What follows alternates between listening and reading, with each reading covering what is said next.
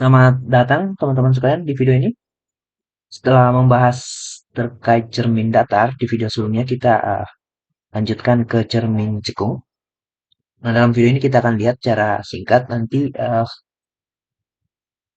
bagaimana gambar cermin cekung, lalu kita akan belajar bagaimana menggambar pembentukan bayangan pada cermin cekung, kemudian membahas persamaan cermin cekung dan membahas beberapa contoh soal. Nah, video ini pada dasarnya adalah pengantar untuk cermin cekung ya, jadi kita bahas dasar-dasarnya saja. Nah, inilah gambar cermin cekung jika kita lihat dari sebelah kiri ke kanan ya. Kalau kita lihat dari kanan ke kiri, ini malah akan menjadi cermin cembung. Jadi, saya berikan tanda yang merah ini adalah bagian belakang dari cermin. Oke, ada beberapa besaran dan istilah yang perlu kita kenal di sini. Yang pertama, inilah cerminnya, cermin cekungnya. Nah, di sini kita gunakan sebuah garis khayal. Ini garis khayal artinya garis ini tidak benar-benar ada. Jadi kalau kamu memiliki cermin cekung di rumah, tidak akan ada garis ini ya, garis datar ini atau kita sebut sumbu utama. Ini untuk membantu kita dalam menggambarkan pembentukan bayangan nantinya. Nah, perpotongan antar sumbu utama dengan cermin kita sebut sebagai titik O atau pusat optik.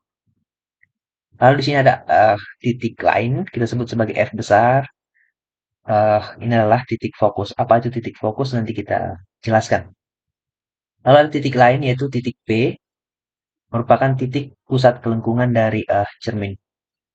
Eh, Pusat kelengkungan artinya apa? Kalau cermin ini kita perbesar menjadi sebuah bola, jadi pusat kelengkungannya itu adalah di pusat bolanya, kurang lebih seperti itu ya. Oke, kemudian jarak dari titik O ke F besar itu disebut sebagai jarak fokus cermin. Kita singkat dengan huruf F kecil. Lalu jarak dari O ke P kita tulis sebagai R merupakan jari-jari dari cermin. Sama pada lingkaran atau bola ya. Jarak dari pusat ke permukaan kita sebut sebagai jari-jari biasanya gitu. Jadi itu adalah analoginya. Nah, kemudian bagaimana hubungan R dengan F? Di sini sudah dituliskan di bawah. Jari-jari dari P besar ke O itu sama dengan 2 kali F kecil. Atau R itu sama dengan 2 kali F. Atau F setengah dari R. Kita lanjut. Nah, apa itu titik fokus pada cermin cekung? Nanti akan berbeda dengan cermin cembung ya. Kita bahas untuk cermin cekung dulu pada video ini. Nah, kita bayangkan ada sinar datang jauh. Tentu saja sinar ini akan sejajar dengan sumbu utama ya, karena dia datang dari jauh sekali gitu. Jadi datar atau sejajar dengan sumbu utama. Nah, secara eksperimen ternyata sinar-sinar ini akan dipantulkan dan pemantulnya itu selalu melewati titik fokus. Kalau ada sinar lain, selalu melewati titik fokus. Nah, titik fokus ini akan menjadi titik berkumpulnya, gitu ya, berkumpulnya sinar-sinar pantul. Jika sinar datangnya jauh dari tak terhingga gitu. Nah, kadang-kadang ini disebut sebagai titik api. Mungkin di buku lain disebut sebagai titik api gitu ya. Kenapa? Karena terlalu banyak sinar di sini, ini bisa memanas titiknya. Jadi kadang-kadang diidentikan dengan titik api gitu. Oke, kemudian kita lanjut ke slide berikutnya. Ada hal lainnya yang sebenarnya secara prinsip tidak perlu kita pelajari, bisa bisa saja gitu ya, nggak perlu kita pelajari pembagian ruangan ini, kita masih tetap bisa mempelajari cermin. Cermin tapi ini mempermudah kita. Nah, ada pembagian ruang-ruangan yang mana dari titik O ke titik F itu disebut sebagai ruang 1 R1. Dari titik F atau apa tadi namanya titik fokus ke P atau pusat kelengkungan cermin itu disebut sebagai ruang 2 dan setelahnya setelah ruang 2 adalah ruang 3 dari pusat kelengkungan hingga akhir kesan ke belakang. Lalu di belakang cermin Semua ruangan di belakang cermin kita sebut sebagai ruang 4.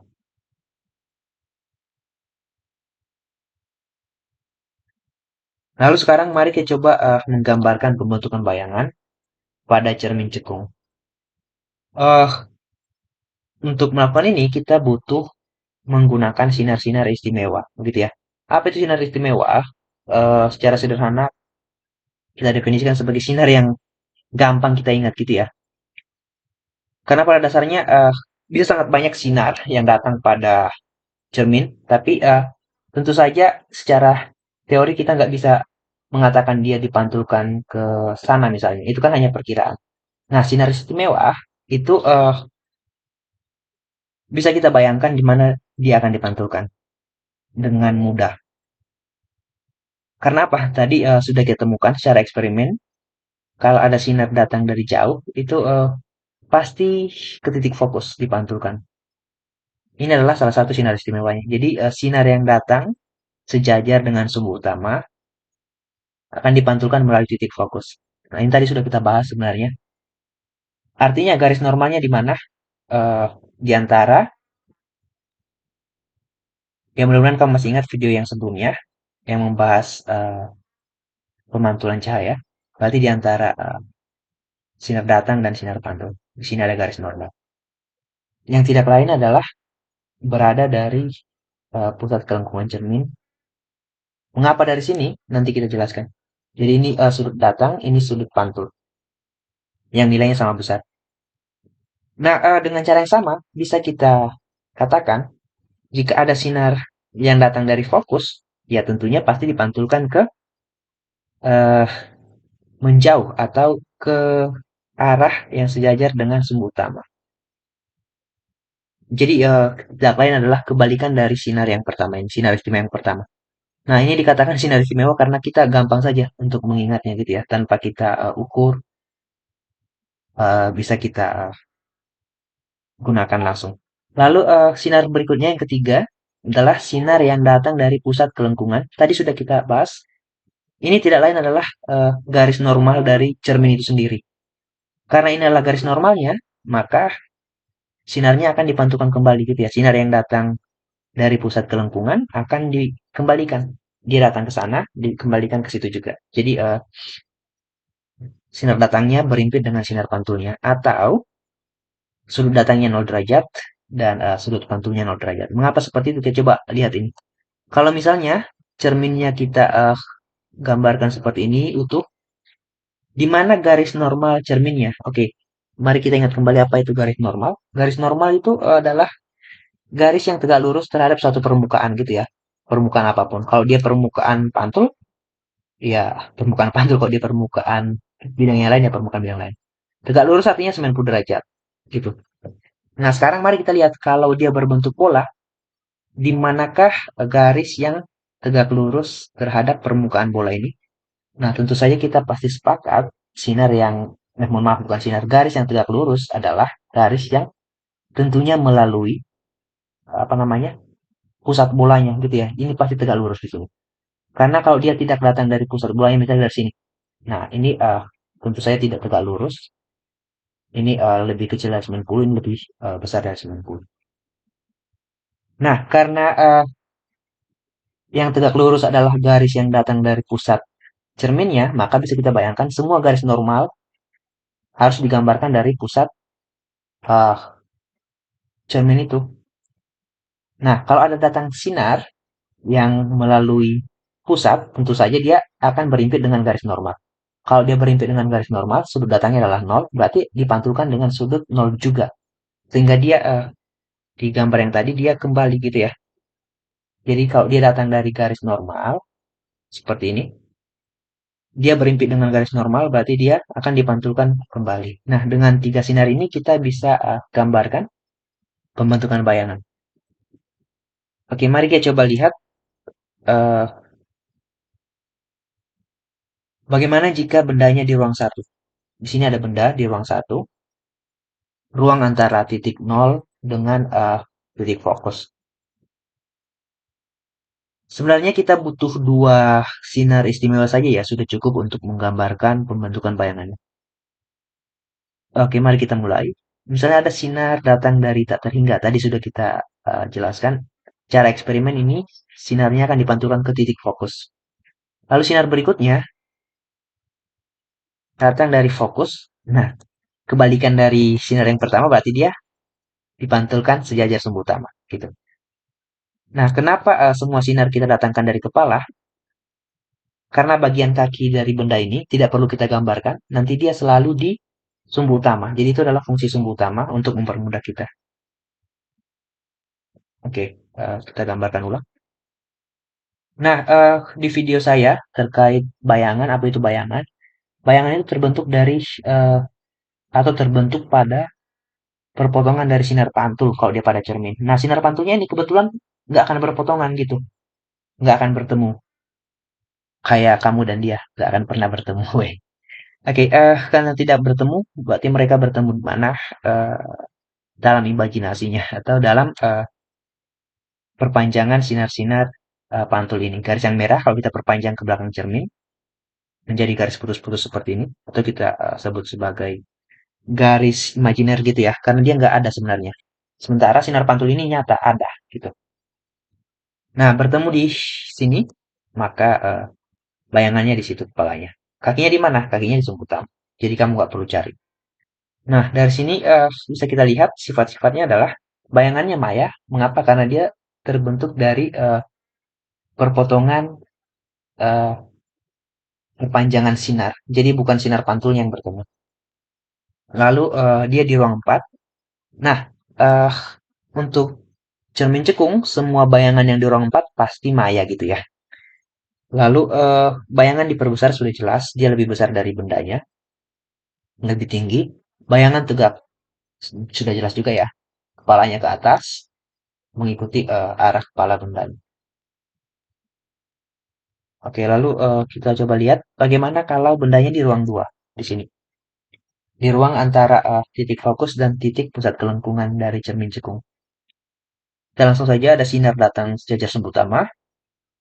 Tadi sudah kita bahas. Pantulkan ke fokus. Datang dari fokus dipantulkan sejajar sumbu utama. Ya, by the way kamu bisa nambahkan sinar yang lain yang datang dari pusat kelengkungan ini. Nanti dia akan dipantulkan ke situ juga. Eh, kita lihat di sini bayangannya nyata. Kenapa nyata? Karena yang bertemu adalah ini dua sinar pantul. Sinar pantulnya yang bertemu, bukan perpanjangannya. Perpanjangannya kan ke arah belakang cermin. Jadi ini disebut sebagai bayangan nyata. Dan dia terbentuk di ruang 3. Nah, nanti semua benda yang diletakkan di ruang 2 cermin cekung, bayangannya pasti di ruang 3. Nanti kamu bisa gambarkan. Misalnya kamu pindahkan bendanya di sini, atau di sini. Semua bayangannya akan terbentuk di ruang 3. Lalu kemudian bayangannya diperbesar, ya sudah jelas diperbesar di sini. Kita lihat dari gambarnya lebih besar. Nanti secara persamaan apa sih itu diperbesar kita akan bahas. Lalu bayangannya terbalik, eh, kaki bendanya di sini berarti kepalanya di sini. Kepalanya ke bawah, sementara bendanya kepalanya mengarah ke atas. Ini disebut sebagai terbalik. Kemudian bagaimana jika bendanya di ruang 3? Ini tadi ruang 1, ini ruang 2, ini ruang 3. Kalau bendanya di ruang 3, kita coba gambarkan. Bantukan ke fokus. Yang datang dari pusat kelengkungan, tadi sudah kita bahas ya, dikembalikan. Datang melalui garis normal, ini adalah garis normalnya sendiri. Datang dengan sudut 0 derajat, dipantulkan juga dengan sudut 0 derajat. Perpotongannya di mana? Di ruang 2, di sini. Ini adalah letak bendanya. Nah, dari sini bisa lihat sifat-sifatnya adalah terletak di ruang 2, dia nyata karena terbentuk dari perpotongan sinar pantul, bukan perpanjangan gitu ya. Lalu bayangan diperkecil sudah jelas, lebih kecil dan terbalik. Bendanya mengarah ke atas kepalanya sementara bayangannya memiliki kepala yang mengarah ke bawah. Nah, semua benda-benda yang diletakkan di ruang 3 pada cermin cekung itu nanti bayangannya akan seperti ini sifat-sifatnya. Oke, kita lanjut dulu. Nah, inilah persamaan dari cermin cekung. Persamaan ini menyatakan hubungan antara jarak benda, S ini, jarak bayangan, kita tulis sebagai S aksen. Nah, S ini pada buku-buku lain atau sumber-sumber lain kadang-kadang ditulis sebagai SO gitu ya, jarak objek, dan ini sebagai SI atau jarak image atau gambar atau bayangan. Nah, jarak fokus kita tulis sebagai F kecil. Nah, dari mana persamaan ini? Di video berikutnya akan saya coba jelaskan penurunannya. Untuk saat ini kita gunakan saja. Nah, yang paling penting juga, satu hal yang kita pakai di sini adalah jarak fokus dari cermin cekung itu bernilai positif. Nanti jelaskan di video berikutnya mengapa seperti itu. Lalu, yang penting kita ingat lagi, jika bayangannya maya, maka S aksennya itu bernilai negatif. Sementara kalau dia bayangan nyata, S aksennya akan bernilai positif. Nanti kita gunakan saat mengerjakan contoh soal. Lalu hal lain yang perlu kita ketahui dari sebuah cermin adalah perbesarannya, magnification dari bayangan, yaitu adalah tinggi bayangan dibagi dengan tinggi benda. Nah, di sini saya tuliskan, saya definisikan dengan memberikan tanda mutlak. Mungkin di buku lain atau sumber lain tidak pakai tanda mutlak, malah pakai tanda minus, itu sama saja. Nah, jadi seberapa tinggi bayangan dibagi dengan tinggi benda itu adalah perbesaran, gitu ya. Kalau bayangannya 2 cm, S aksennya tinggi 2 cm, bendanya 1 cm, berarti diperbesar 2 kali. Kurang lebih seperti itu. Saya pikir kamu paham.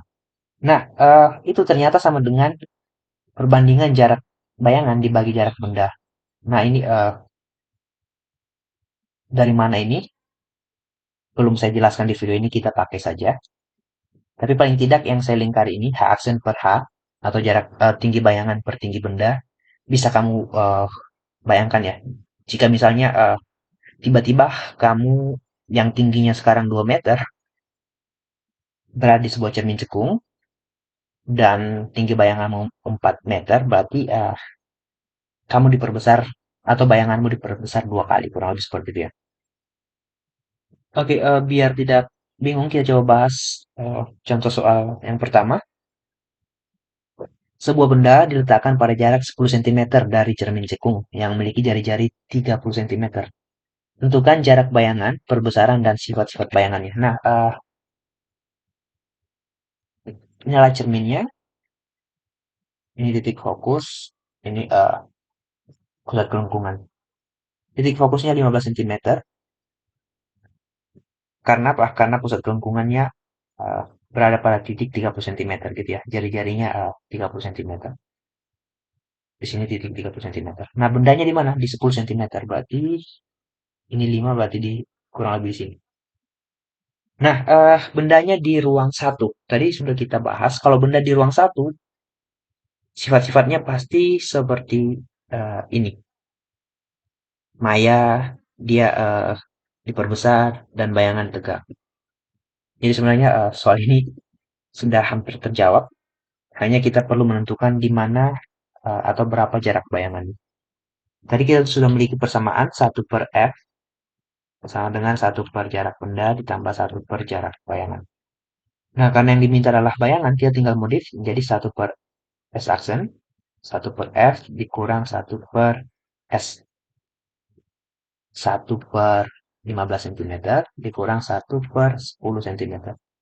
Sentimeternya nggak perlu. Nah, 15 dan 10 eh, satu bilangan yang bisa atau habis membagi mereka, habis dibagi oleh mereka. Yang paling dekat adalah 30 gitu ya.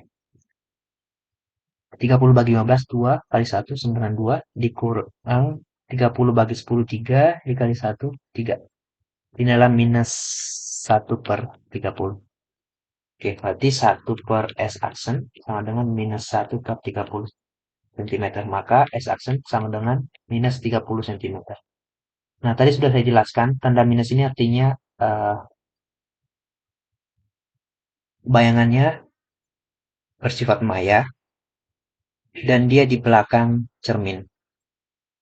Ya, jadi tanda minus, saya ganti warnanya.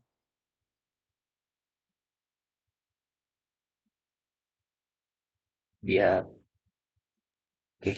Ini tanda minus, ini artinya bayangan maya, atau kata lainnya adalah di belakang cermin. Dan ini juga menyatakan bayangannya tegak, gitu. Kemudian perbesarannya berapa? Tadi dari definisi perbesaran adalah jarak bayangan dibagi jarak benda. Jarak bayangan minus 30 cm per 10 cm. Nah, ini saya berikan tanda mutlak gitu ya, supaya menjadi nilai positif. Tanda mutlak itu artinya nilai positifnya. Di 3 kali. Nah, apakah harus ada tanda mutlak? Tidak juga ya. Biar definisinya tidak aneh saja.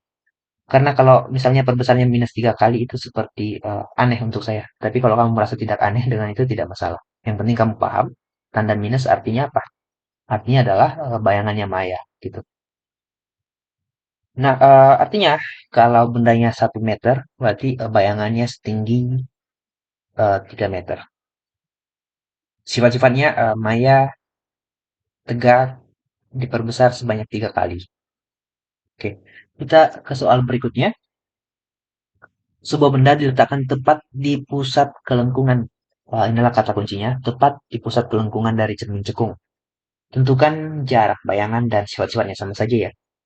Nah, yang pertama kita tentukan dulu di mana atau di ruang berapa sebenarnya benda ini. Ini adalah cermin, ini titik fokus, ini pusat kelengkungan. Dikatakan tepat di pusat kelengkungan berarti eh saya ganti dulu warnanya. Ups.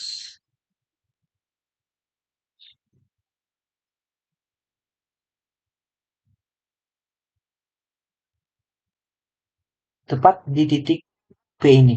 Di sini ada bendanya. Artinya bendanya di R gitu ya. Ini adalah R tadi, atau jari-jari cermin. Ini R kecil. Nah, tadi hubungan F dengan R adalah R sama dengan 2F. Artinya, kita ke sebelah kiri sekarang. Bendanya ada di, atau jaraknya sama dengan jari-jari dari cermin itu, atau sama dengan 2 kali jarak fokus. Nah, tinggal kita masukkan ke persamaan. 1 per S aksen sama dengan 1 per jarak fokus dikurang 1 per jarak benda. 1 per jarak fokus dikurang. Nah, jarak bendanya adalah 2F. 1 per 2F. Nah, penyebut baru untuk F dan 2F adalah 2F ya. Yang paling dekat adalah 2F. 2F dibagi F adalah 2 dikali 1 berarti 2. Dikurang. 2F dibagi 2F adalah 1 dikali 1, 1. Ini sama dengan 1 per 2F. Nah, berarti 1 sama dengan 1 per S aksen. Dari sini bisa kita simpulkan S aksennya atau jarak bayangannya adalah di 2F. Gitu ya. Nah, apakah ini bernilai positif atau negatif? Ini adalah bernilai positif karena tadi sudah kita eh, bicarakan bahwa jarak fokus dari cermin cekung itu bernilai positif gitu ya. Karena ini bernilai positif, S aksennya positif berarti ini bersifat nyata. Karena dia nyata berarti dia terbalik gitu ya. Nah, berarti bayangannya kemana? Bayangannya mengarah ke bawah. Nanti kamu bisa gambar. Tepat di titik P itu juga. Jadi bendanya S itu sama dengan S aksen gitu ya. Itu sama dengan di 2F. Bedanya adalah bendanya tegak, bayangannya terbalik ke bawah. Nah, perbesarannya berapa? Tentu saja bisa kita lihat perbesarannya adalah 1 gitu ya. Atau tidak diperbesar. Kenapa? Karena S per S aksennya sama dengan 1. Jadi M sama dengan S aksen per S itu sama dengan S per S. Karena sama nilainya, ini 1. 1 artinya tidak diperbesar, tidak diperkecil. Kata lainnya adalah sama besar. Sama besar. Oke, kita ke, ya tidak ada lagi. Sampai di sini, kalau kamu menemukan kesalahan penjelasan dalam video singkat ini, kita hanya membahas dasar-dasar saja. Kamu bisa sampaikan di kolom komentar. Saya akan sangat berterima kasih kalau ada masukan ya untuk video ini. Oke, kita masih akan punya satu video berikutnya terkait cermin cembung. Semoga kamu suka video ini dan semoga videonya juga bermanfaat untuk kamu. Terima kasih. Kita bertemu kembali di video yang berikut-berikutnya.